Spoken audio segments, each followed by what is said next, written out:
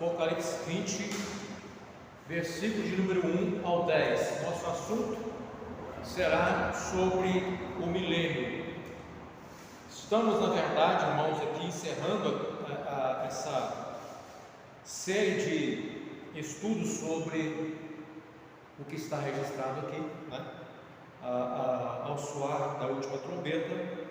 O que nós temos aqui nada mais é do que uma introdução. Nós não vamos aqui estar aprofundando na questão sobre o milênio, mas de alguma maneira os irmãos vão ter uma ideia do que é o milênio e de como olhar para esse texto na Bíblia e entender de alguma maneira aquilo que Deus quer nos falar. Então, Apocalipse capítulo 20, versículo 1 ao 10. Todos encontraram aí? Bom, diz assim a palavra do Senhor: vi nessa altura descer do céu um anjo com a chave do abismo e uma pesada corrente na mão, e prendeu o dragão, a velha serpente, o diabo, Satanás, e amarrou durante 1000 anos. Lançou dentro do abismo e fechou e selou por fora, de modo que não podia mais enganar as nações antes dos 1000 anos terem terminado. Depois disso, deverá ser solto por um pouco de tempo ainda. E vi tronos onde estavam sentados os que receberam o direito de julgar. Vi também as almas daqueles que foram degolados por causa do testemunho que deram de Jesus e da palavra de Deus. Esses não adoraram o monstro, algumas versões, a besta, nem a sua estátua, nem aceitaram a sua marca nas testas ou na mão. Voltaram de novo a viver, e durante aqueles 1000 anos partilharam com Cristo da sua própria autoridade e do seu governo. Esta é a primeira ressurreição. O restante dos mortos não voltou à vida enquanto os 1000 anos não acabaram. Felizes aqueles que tomam parte na primeira ressurreição. Esses são os santos que não terão de recear a segunda morte. Serão sacerdotes de Deus e participarão do governo de Cristo, que durará 1000 anos. E quando esses 1000 anos terminarem, Satanás será solto da sua prisão. Irá seduzir todas as nações do mundo, Gog e Magog. Ele irá reunir as nações para a batalha, uma multidão incontável, tal como a areia do mar. E atravessou todo o mundo e cercou os santos de Deus e Jerusalém, a sua tão querida cidade. Mas virá fogo do céu sobre esses exércitos atacantes, que os consumirá. Então o diabo que os enganou será lançado no lago de fogo, ardendo como enxofre, onde já estão o monstro e o falso profeta, e ali serão atormentados dia e noite por toda a eternidade. Amém, irmãos? Então, nós vamos aqui pensar um pouco nessa questão dessa doutrina tão difícil. A meu ver, é uma das doutrinas aqui mais difíceis da gente compreender nas Escrituras, mas o milênio é na verdade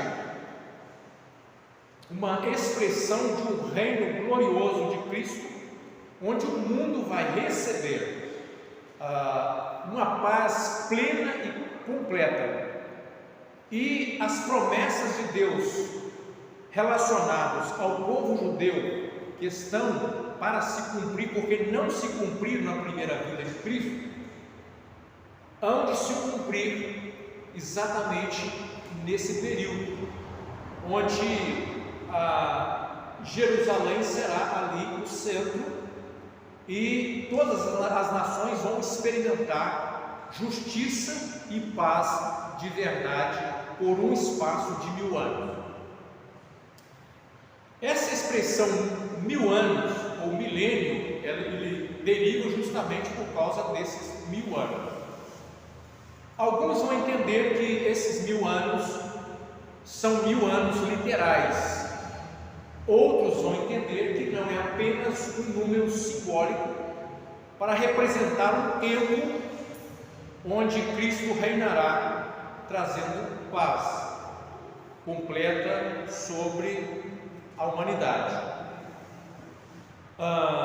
Então não há assim como determinar de fato se esses 1000 anos são literais ou são anos simbólicos.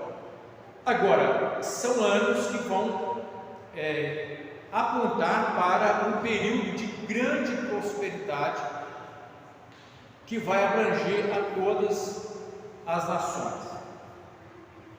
Então, o que nós vamos aqui de imediato pensar?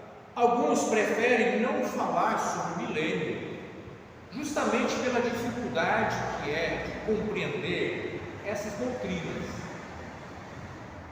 E muitas pessoas preferem o quê? Não entrar nesse assunto escatológico. Alguns preferem falar só algumas coisas que estão mais claras do ponto de vista escatológico. Eu já disse para os irmãos que escatologia é um assunto complexo, que não dá para você bater o martelo e afirmar com certeza como que algumas coisas vão acontecer.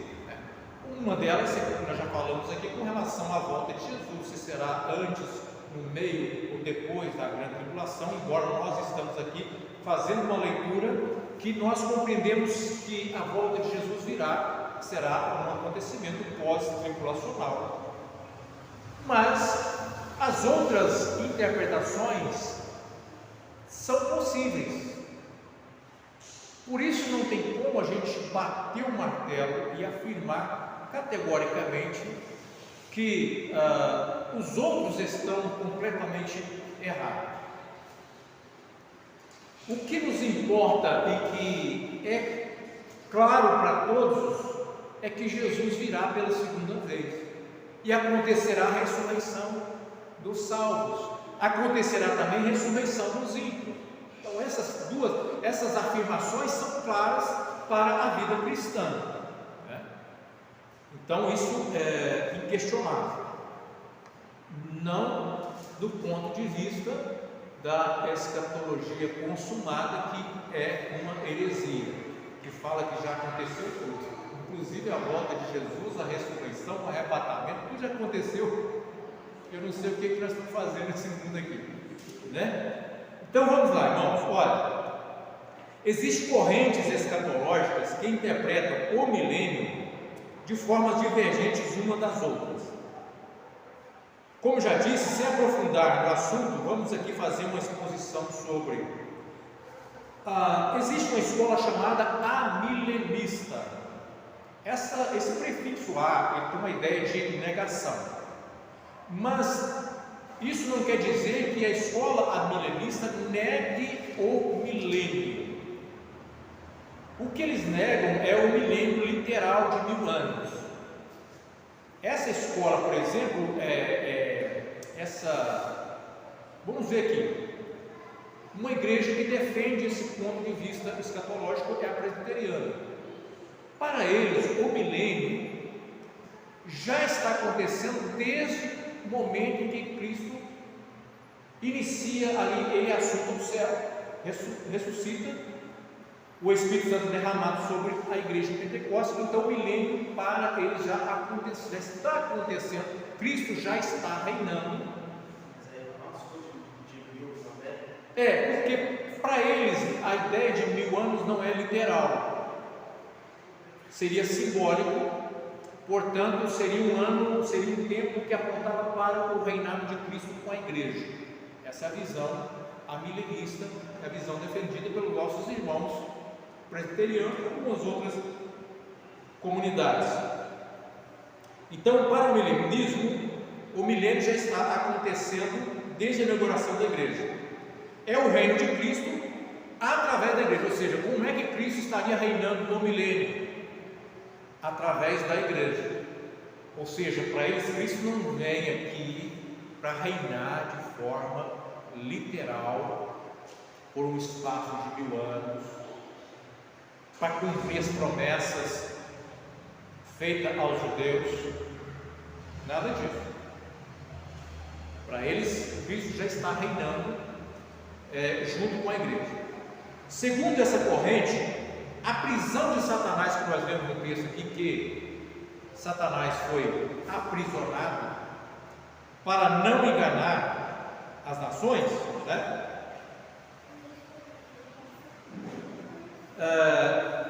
E é exatamente por isso que eles vão defender, uma vez que para eles Satanás já foi amarrado com a ressurreição de Cristo. Eles apegam aquele texto bíblico que Jesus fala do valente que vem, amarra e tal. Então para eles Satanás já foi amarrado ali com a ressurreição de Cristo, né? E por isso que o Evangelho vai progredir e vai alcançar todas as nações. Por quê? Porque Satanás está amarrado e não pode impedir, não pode mais enganar as nações.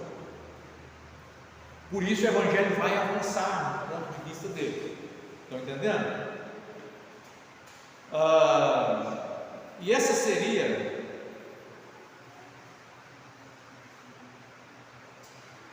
deixa a chuva quieta.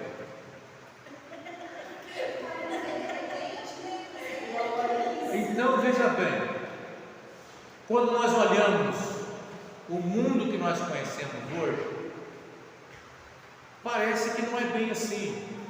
Nós vemos Satanás continuando enganando as pessoas, e há lugares que há um domínio maior.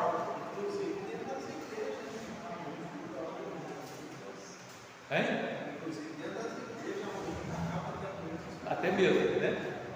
Então, e aí, para eles é isso, Satanás está amarrado, e por isso que a igreja vai avançar, porque ele não pode impedir as nações, não pode enganar as nações mais. O Evangelho vai alcançar as nações. Seria isso. No texto que nós vemos aparece a palavra primeira ressurreição. Lembra disso? Primeira ressurreição. A primeira ressurreição seria, no ponto de vista amilenista, uma referência à conversão. Não uma ressurreição literal, mas uma conversão, ou seja, quando o cristão se converte, ele nasce de novo. Seria essa a primeira ressurreição, do ponto de vista amilenista. Ou seja, seria um novo nascimento, e por isso não teriam que temer mais a segunda morte. Por que eles não teriam que temer mais a segunda morte? Porque eles já aceitaram a Cristo Jesus, e geralmente quem defende essa visão escatológica defende salvo uma vez, salvo para sempre. Então já ressuscitaram com Cristo, já experimentaram o novo nascimento, não precisam mais temer a segunda morte. A segunda morte para eles seria o quê? Não é física. Não, seria a segunda morte aqui. Na verdade, aqui a segunda morte é a condenação. Nós vamos chegar lá. A condenação. E uma vez que salvo uma vez, salvo para sempre, nessa visão, eles não precisavam mais temer a segunda morte, que seria a condenação.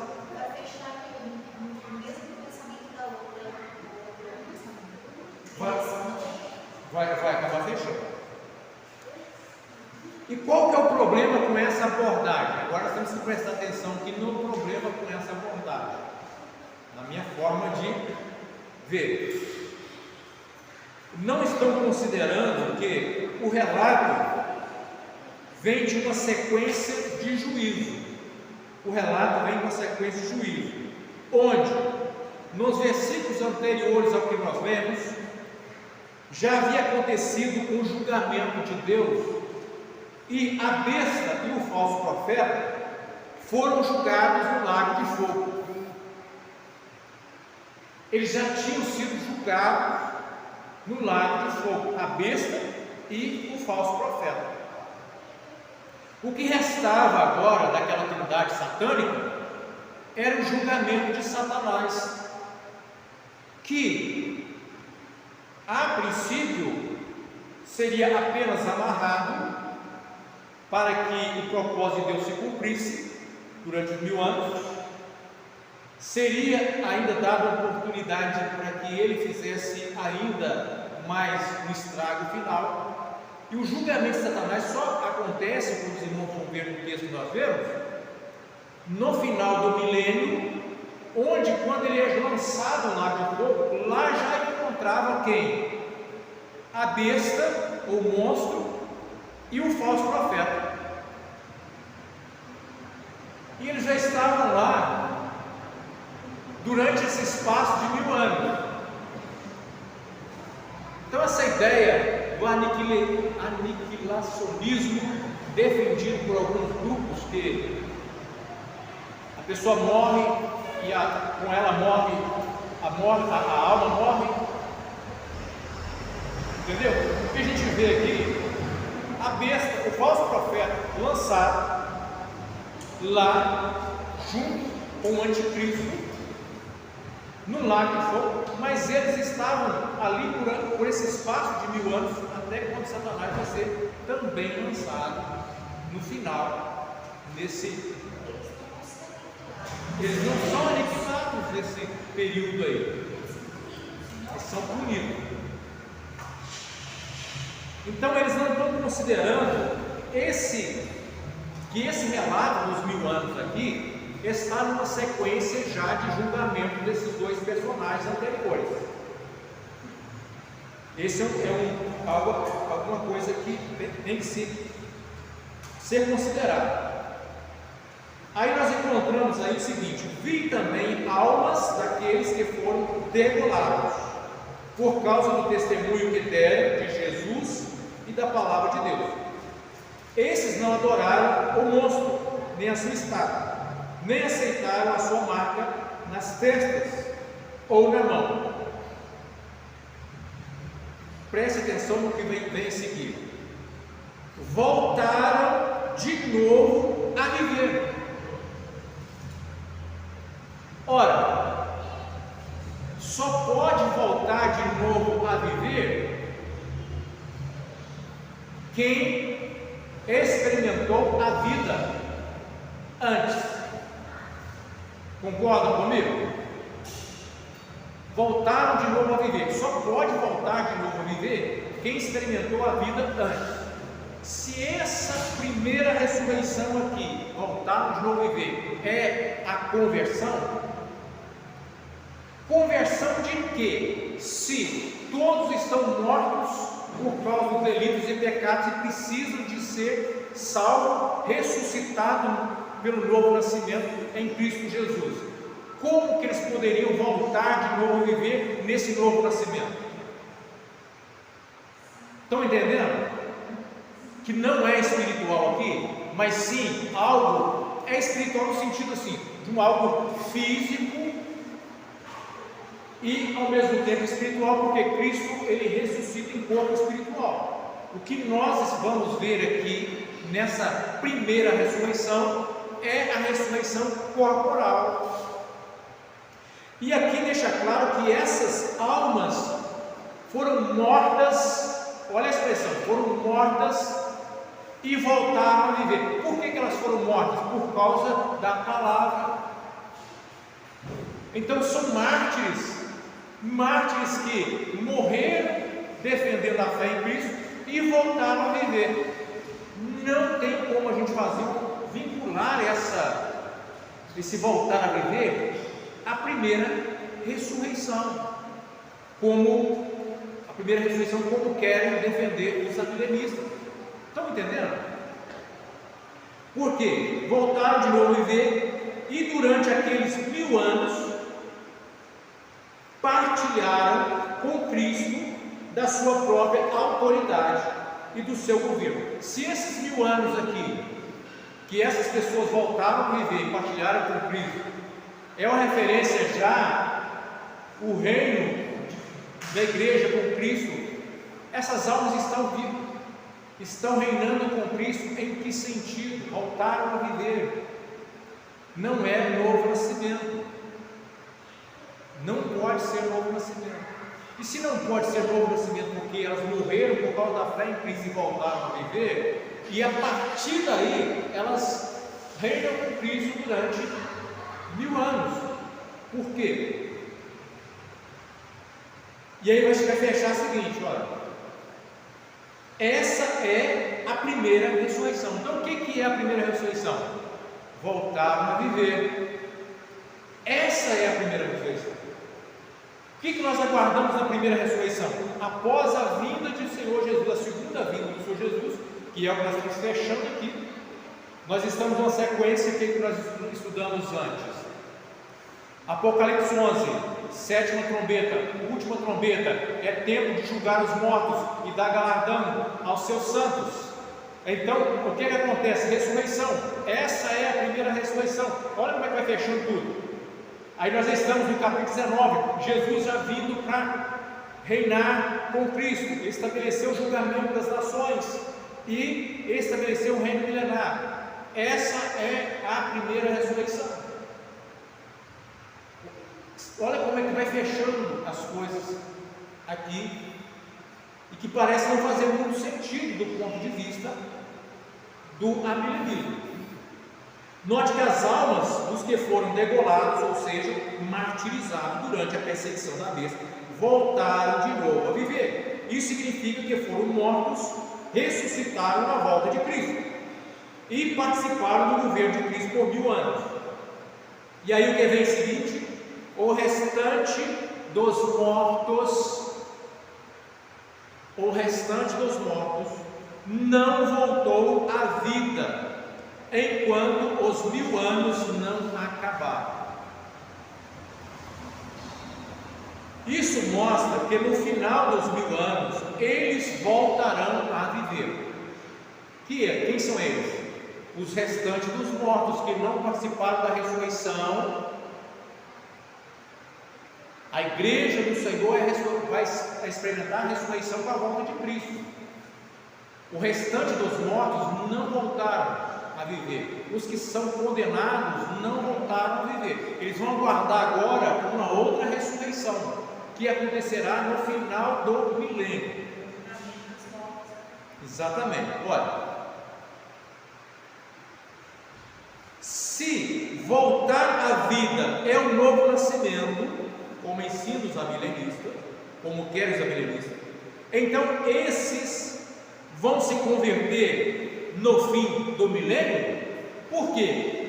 Olha o que o texto está dizendo: o restante dos mortos não voltaram a viver, até que, ou seja, se eles não voltaram a viver como os primeiros que viveram, e esse até que diz o seguinte: eles vão voltar a viver. Quando? No final do milênio. Se essa primeira ressurreição é a conversão, então esses teriam que se converter no final do milênio. Por quê? O voltar a viver é a mesma colocação que foi dada à primeira ressurreição. E está dizendo que eles não voltaram como os outros a viver. Eles não reviveram. Na Bíblia fala que eles também os mortos de pé, os mortos. Não que eles reviveram, não. Como isso? Então veja bem. Depois mais para frente do Monte de Diante, quando fala do Ares. Ah, tá.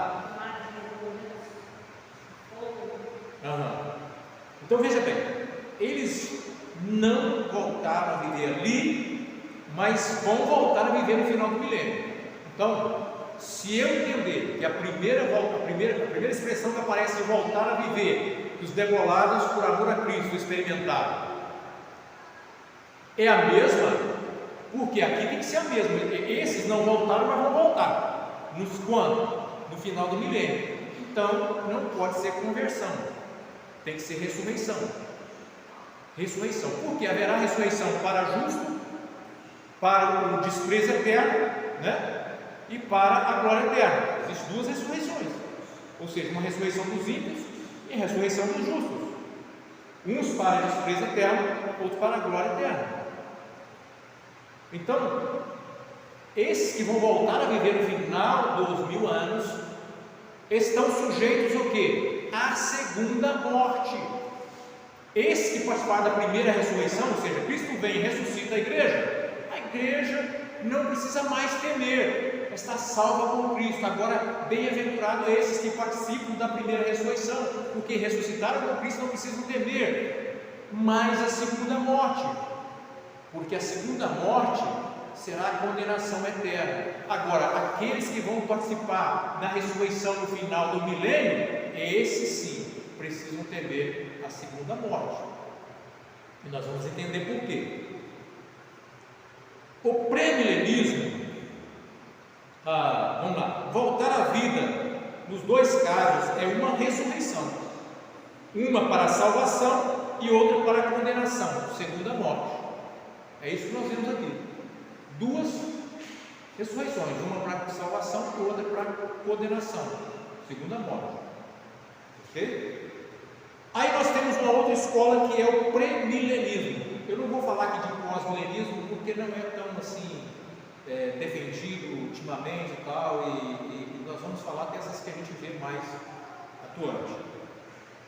O pré-milenismo, o próprio nome já indica, pré-milenismo, ou seja, Jesus vem antes do estabelecimento do milênio. Jesus vem antes para estabelecer o milênio.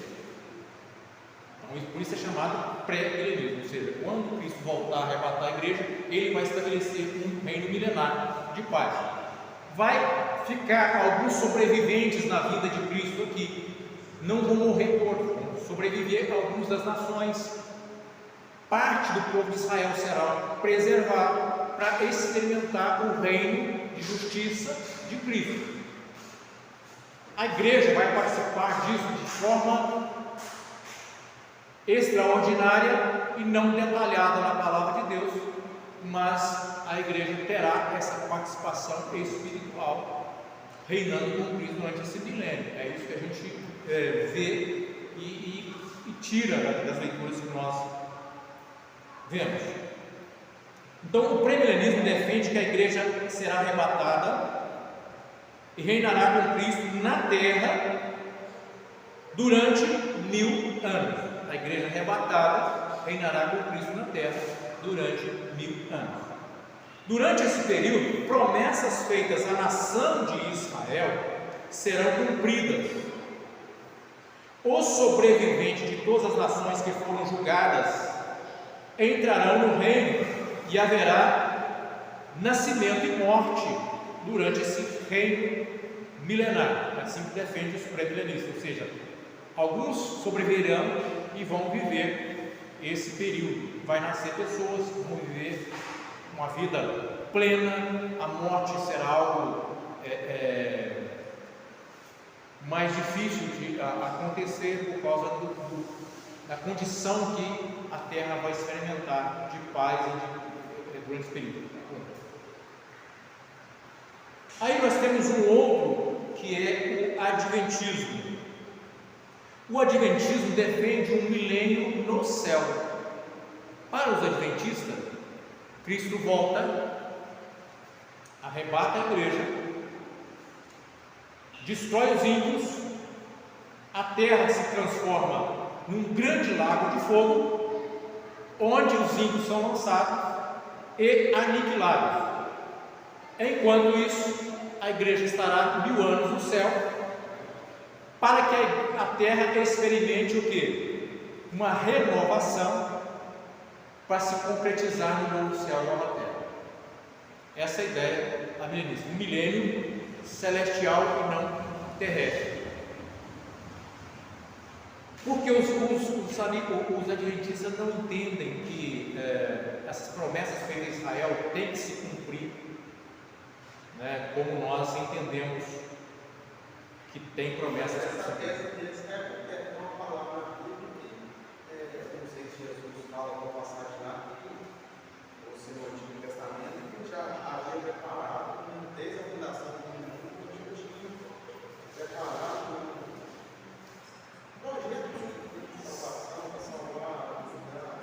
Sim, o que acontece é o seguinte: essa ideia do milênio celestial, os irmãos vão ver que cai por terra mesmo, mas na frente nós vamos ver. Quando você vê o finalzinho, termina o milênio, Satanás é solto para tentar as nações. No céu, de novo, já estão no céu salvos. Os que estão salvos no céu, com vida eterna garantida, vão ser enganados novamente. Né? Então vamos lá. A ideia desse milênio no céu, com a igreja arrebatada, todos os ímpios serão destruídos, a terra descansará por 1000 anos, para ser renovada para o novo céu e nova terra. O grande problema com essa visão é que eles consideram que no milênio haverá morte e pecado. Quando é que nós vemos morte e pecado no milênio? Quando a gente vai lá para Isaías, no finalzinho do livro de Isaías, ele começa a falar ali, se eu não me engano, no capítulo 66, e ele fala de novo céu e nova terra, e parece que o que Isaías vê, ao mesmo tempo que ele fala novo céu e nova terra, ele está vendo de certa forma o milênio, porque fala de que haverá morte e nascimento e morte durante esse período. Então é por isso que os pré-milenistas vão inserir essa ideia de que nesse milênio sim haverá morte, e aí no céu não seria possível isso acontecer, nem nascer nem morrer, né? O grande problema com essa visão é que eles consideram que o milênio haverá morte e pecado, porque Isaías fala de pecado, e isso é impossível na condição dos arrebatados. As nações serão enganadas no final em uma rebelião. No final do milênio, as nações, quando Satanás será solto novamente, as nações serão enganadas numa rebelião contra Deus. Não há como esperar da igreja de Cristo arrebatada uma rebelião no final. Não tem como. Ezequiel 36, 24 e 29, a profecia de Ezequiel tem a mesma estrutura básica que Apocalipse 20. Os capítulos 36 e 37 retratam a salvação de Israel, restaurado em seu país, abençoado com a salvação messiânica. Os irmãos podem anotar aí, para que os irmãos possam conferir, né? Ezequiel 36, 24 e 29, 36, capítulo 36, capítulo 37, os irmãos leem em casa, né? Os irmãos leem. A meta predita profética: vós sereis meu povo e eu sereis o vosso Deus, agora se realiza. Ezequiel 36, 28. Davi, o servo de Deus, reinará sobre o seu povo e Deus habitará no meio deles. Ezequiel 37, 25 e 28. Porém, a bênção do reino messiânico não é o fim. O reino é conturbado por uma guerra escatológica liderada por Gog e Magog, capítulos 38 e 39 de Ezequiel. E somente depois da vitória divina, Ezequiel retrata um novo sistema eterno, descrevendo em termos de um novo templo na Nova Jerusalém, capítulos 40 ao 48. Essa estrutura de um reino messiânico temporal, seguido de um reino eterno na nova era, é identificada a do Apocalipse. Aqui eu estou citando o teólogo George Latt, na sua interpretação da introdução do Apocalipse. Então nós temos essa explicação dele. Ele é um pré-milenista e ele faz então essa explicação sobre as condições de vida no milênio. Pedro Severino Silva, que no seu livro Escatologia, deixa eu ver aqui para mim citar corretamente para vocês aqui. Escatologia, doutrina das últimas coisas. Ele é da Assembleia de Deus, é tribulacionista e pré-milenista, né? Então o que ele escreve? Ele escreve o seguinte, a respeito das condições de vida no milênio. Na vida humana, várias passagens das Escrituras aludem o período milenar, dizem que durante aqueles 1000 anos de paz e prosperidade haverá grande fertilidade sobre o gênero humano. Os profetas do Senhor descrevem isso da seguinte maneira: assim diz o Senhor Jeová, ainda por isso me pedirá a casa de Israel que lhe faça, multiplicar-lhe-ei os homens como um rebanho, como o rebanho santificado, como o rebanho de Jerusalém nas suas solenidades. Assim as cidades desertas se encherão de famílias e saberão que eu sou o Senhor. Ezequiel 36, versículo 37 e 38. Assim diz o Senhor dos Exércitos: ainda nas praças de Jerusalém habitarão velhos e velhas, levando cada um na mão o seu bordão, por causa da sua muita idade. E as ruas da cidade se encherão de meninos e meninas que nelas brincarão. Zacarias capítulo 8, versículo 4, versículo 5. No que tange a saúde humana, haverá também bastante saúde. Morador nenhum dirá: enfermo estou. Isaías 33, 24.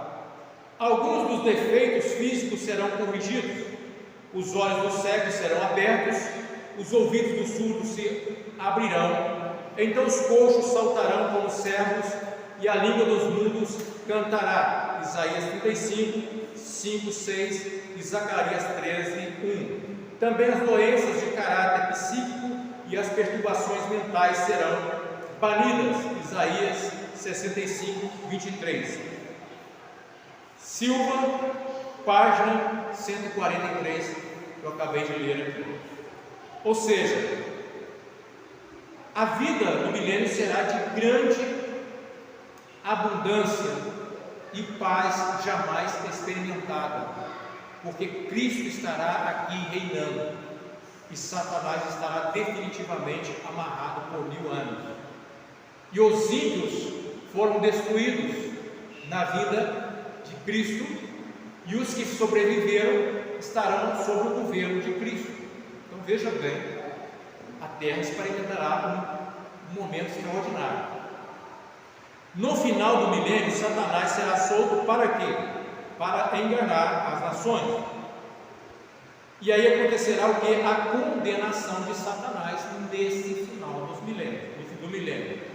O que nós vemos no Apocalipse 20, versículos 7 e 10.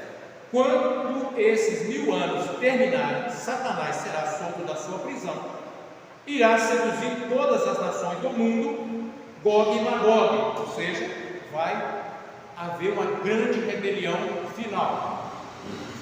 Ele irá reunir as nações para a batalha, uma multidão incontável, tal como a areia do mar.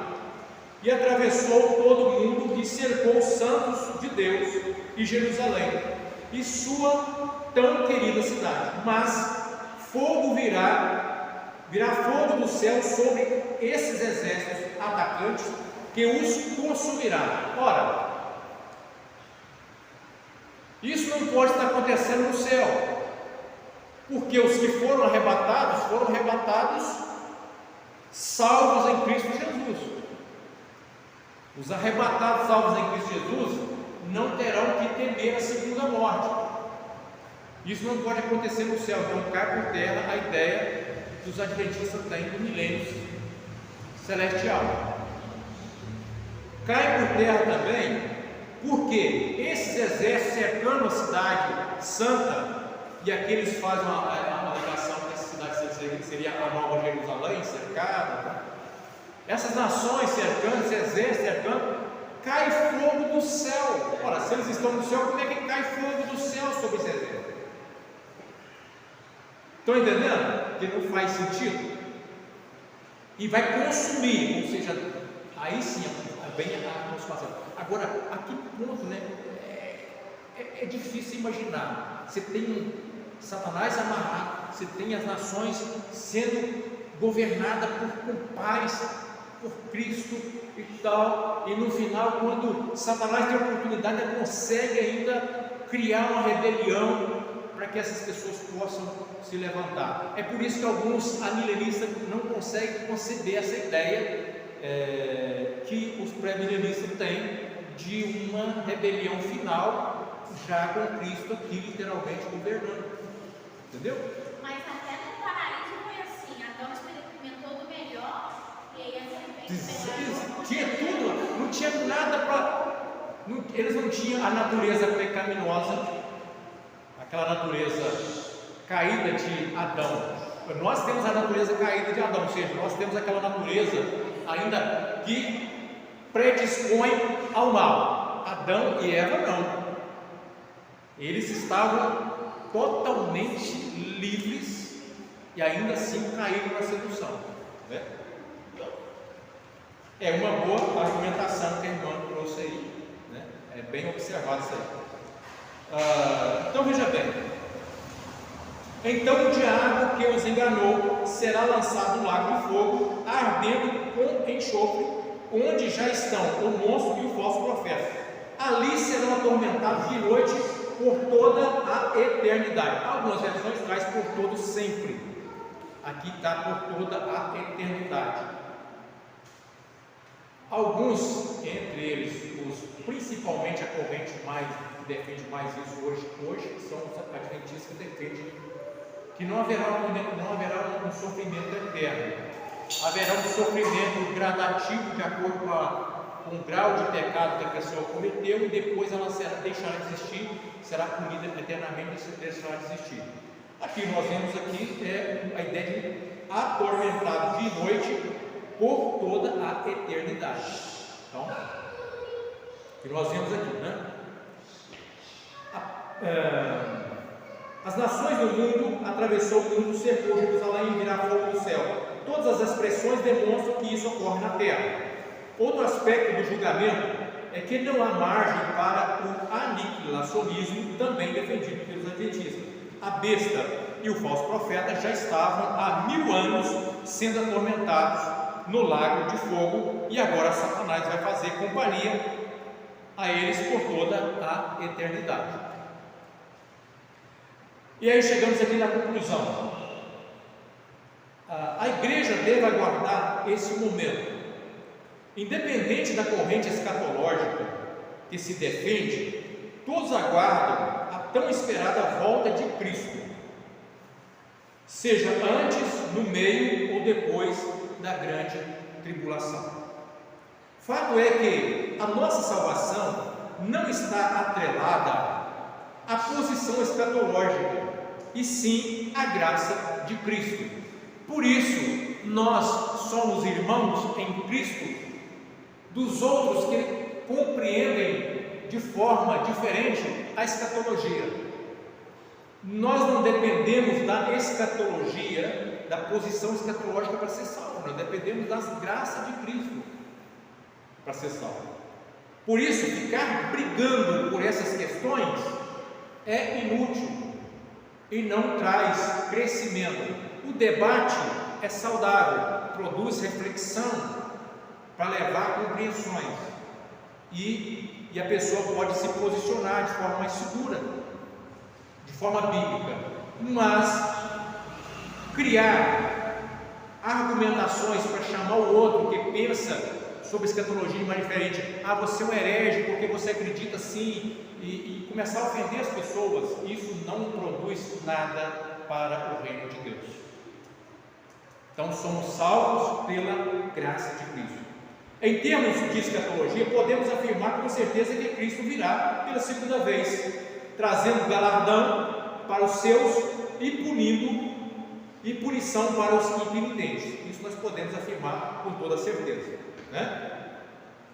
Devemos, como igreja de Cristo, mantermos o quê? Vigilantes, buscando uma vida de santidade. Nós falamos sobre a importância da santidade nessa sequência de estudo. Falamos sobre a importância de vigiar e a importância da santidade. devotando ao reino de Cristo. Devotando ao reino de Cristo, é importante nós fazermos aqui uma observação sobre essa expressão. Devotar ao reino de Cristo, sabe o que é? Não é devotar a placa da nossa igreja, é devotar ao reino de Cristo. As pessoas estão muito preocupadas em defender a placa da sua igreja e não está devotando ao reino de Cristo. O crente de verdade, o cristão, deve ter uma preocupação: contribuir para o crescimento do reino de Cristo. É isso.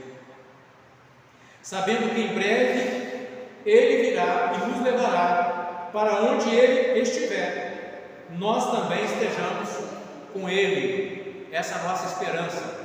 Quando Cristo vier, vai nos levar para que onde Ele estiver, nós vamos estar com Ele, né? Ou seja, se Cristo sobe, nós subimos com Ele. Se Ele desce para reinar no milênio, nós descemos para reinar com Ele.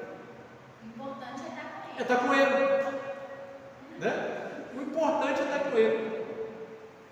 Certa vez, eu me lembro de eu estava no velório do meu falecido cunhado, Lindomar. Eu estava sofrendo muito com aquela situação, estava no canto chorando.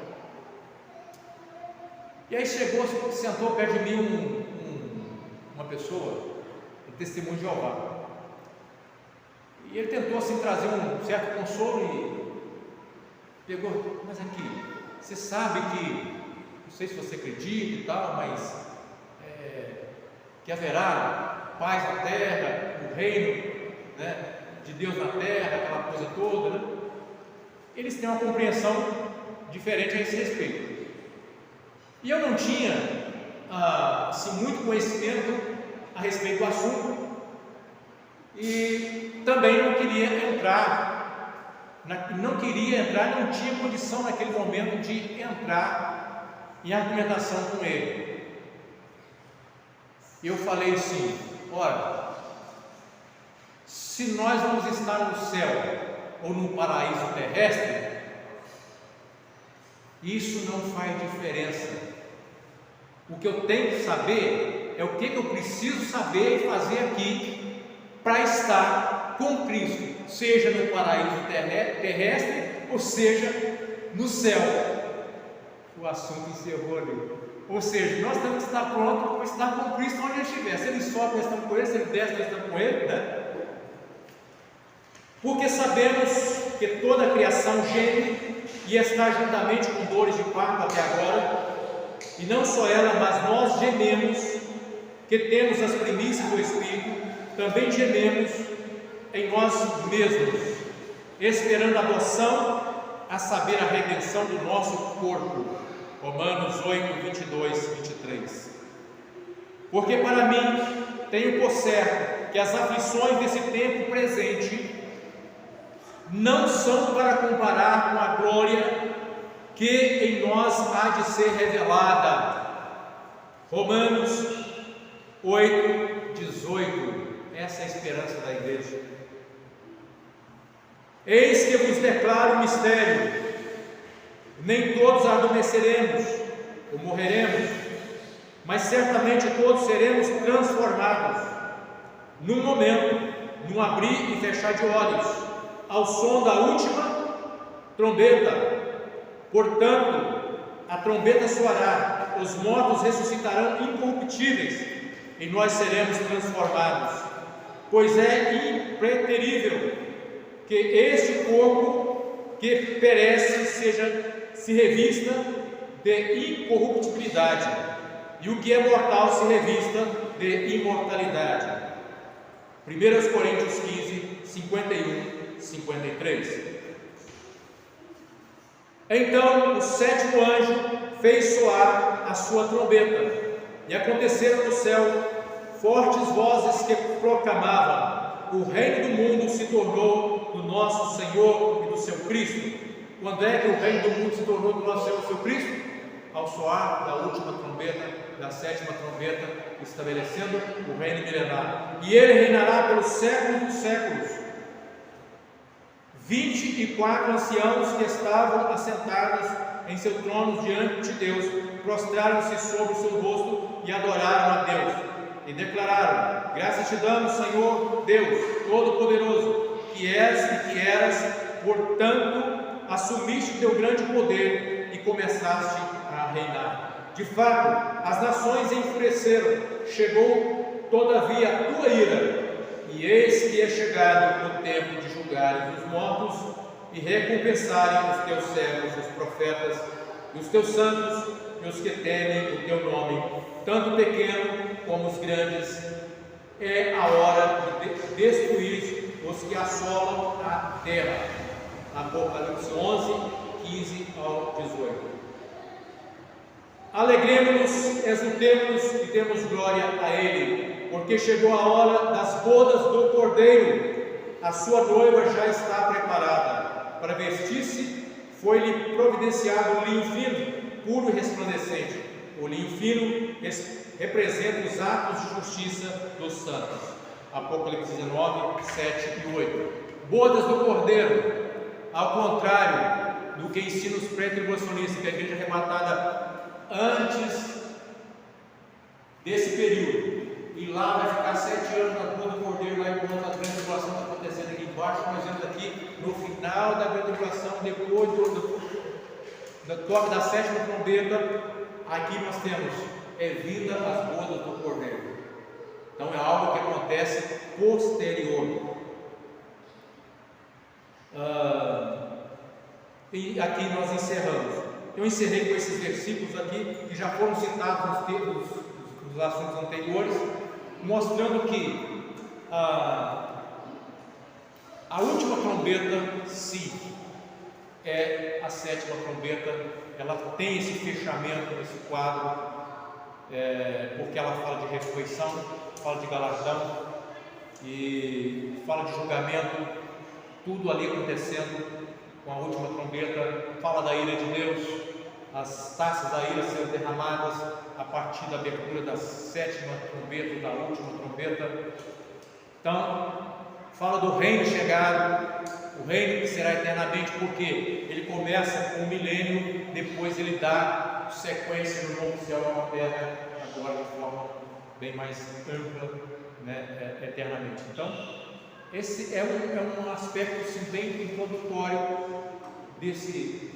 dessa visão escatológica, tá certo? Deu para entender o que nós falamos aqui? Por que às vezes a gente não concorda muito com essa ideia de já estar vivendo no milênio, que Satanás já estivesse solto, preso aqui nesse sentido? Por causa dessas duas expressões. Para fazer isso, você tem que pegar aquela primeira ressurreição e falar assim: isso aqui é a conversão. E quando você vai analisar, você tem que forçar o texto dizer isso. Amém? Podemos encerrar? Vamos orar? Todos os irmãos agradeçam a Deus.